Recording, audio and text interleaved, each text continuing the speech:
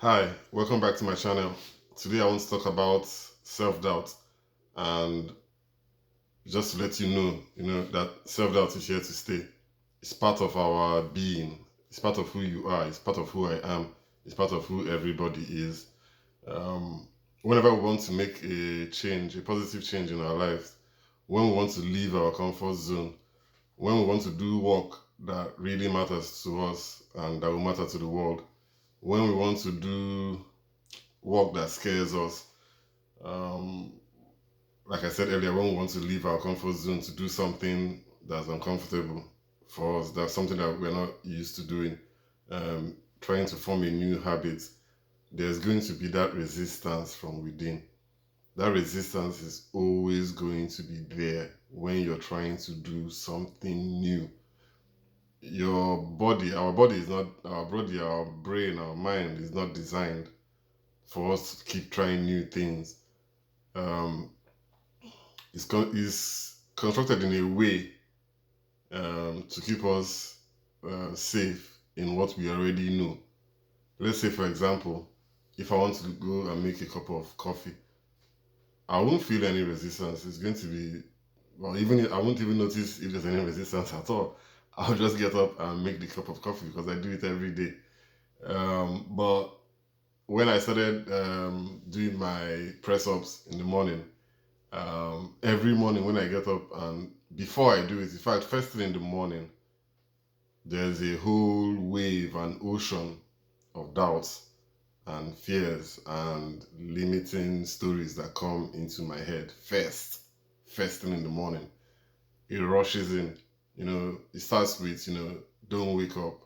Or, sorry, like I've already woken up, but the first voice tells me not to stand up yet. It's not yet time. Take some more rest, sleep some more, and that makes some people hit the snooze button. So from the beginning already, you're already facing resistance. And if you manage to wake up at that time that you want to wake up, or when your body wakes you up, knowing that you don't really need extra sleep again, um, when you wake up and I now look at the floor, and it's such a simple thing to do, It just all it requires of me is to put my hands on the ground and be in the position to do the press up, um, which I know is not going to kill me, but I know it's uncomfortable. So my brain tells me immediately, why do you want to do that thing? Don't do it. Go and make a cup of coffee first. Check your phone. Check your emails. Check your internet. It's much easier. Pretend as if you want to write something. Just distract yourself with something else. Prepare breakfast. Go and wash the plates. Now, those are the those are the things that I don't have any resistance to. So my mind tends to direct me to those places. And sometimes I obey the mind. I'll go and start washing the dishes, and I will justify to myself, that there are so many dishes there, not washed, and I'll do the exercise after I wash the dishes. Then from there, I distract myself a little more. Maybe I go to Facebook, start reading or something, and I'll find out that I haven't done what I was supposed to do. So that's the resistance I'm talking about. That's the real resistance, and it's there. It's there to stay. Everybody has it. Everybody feels it. It's um, it's part of our biological construct. It's a real part of our brain that functions in that respect, and so we cannot avoid it. It's that chatter in the mind. It's not going to stop. So how do we overcome it? Um, it's really not that difficult to overcome. It's a mental process, But if you can catch yourself doubting yourself, that's the first step. That's what I do. When the wave of doubt comes, I have the awareness and the presence of mind to know that this doubt is coming. This voice is familiar and doesn't want me to do what I'm supposed to do. So I I just settle in the present moment, and feel my body. I just allow those feelings to come, and I sit with the feelings first. And with time, within a few minutes, I can talk myself back into my positive state, and back into doing what I want to do, back into reassuring myself that I'm not going to die if I do my press ups. I'm not going to die. So when I tell myself that, then it's like reframing. I try to change the story. I just flip the story upside down, and that's how I tend to move on and tend to get some work done. It's a real battle against self doubt, or what they call the resistance. It's a real battle against it every day. And for me, I've also been trying to write a book too. And of course, I'll find all the excuses. There's so many excuses. Like, if you look for excuses, you don't need to look for an excuse. There's an excuse everywhere. There are millions of them, that can make you not to write a book. You can do anything to avoid it.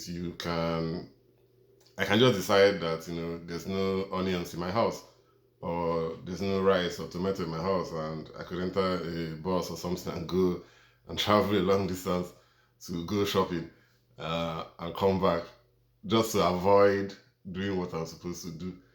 And throughout the day, I can start cleaning the house. I can start taking out the bin. I can put my clothes in the washing machine. Then I can go to Facebook and start responding to comments and do so many things. I could even use this YouTube video, as an excuse not to write my book or to postpone it. Because I have to bring out new ideas. I have empty pages there, so I have to write something new on each page. And the mind doesn't want you to do that. It doesn't want you to do that. It just wants you to leave that thing as it is and do every other thing do what you're comfortable with already. Things that don't require any resistance again. I can start cooking food from scratch, and I'll give that as an excuse for why I shouldn't write my book. So I'm just my message today is basically that self-doubt is here to stay. Self-doubt's not going anywhere anytime soon. It's a permanent part of our makeup, of our genetic makeup. So it will always be there. The question now is, what are you going to do about it? How do you transform doubt into belief? How do you transform limiting beliefs into empowering beliefs? How do you take control of your internal moral perspective? How do you grab a hold of your internal locus of control, your self-discipline? How do you know where your self-discipline is? How do you unlock your self-discipline for the day? Do you plan your day? What's your morning routine? Do you have a rigid morning routine, or do you just leave it flexible and do whatever you wish? These are questions that I'll be trying to provide answers to as we go on, as I keep living my life.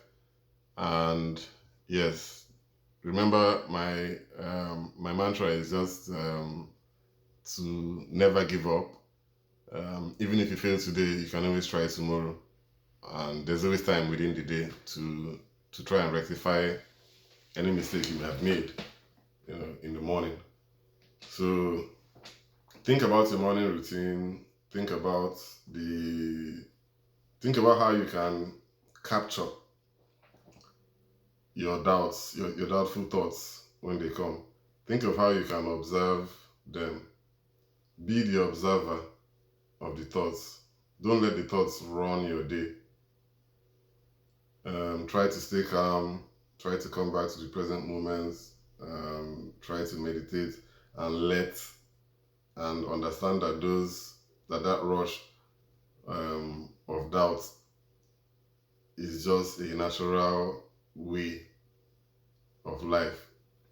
So when you know that, when you're aware of that, that's when you can start your journey to authenticity and high performance. Thank you, and hopefully I will see you again very soon. Bye.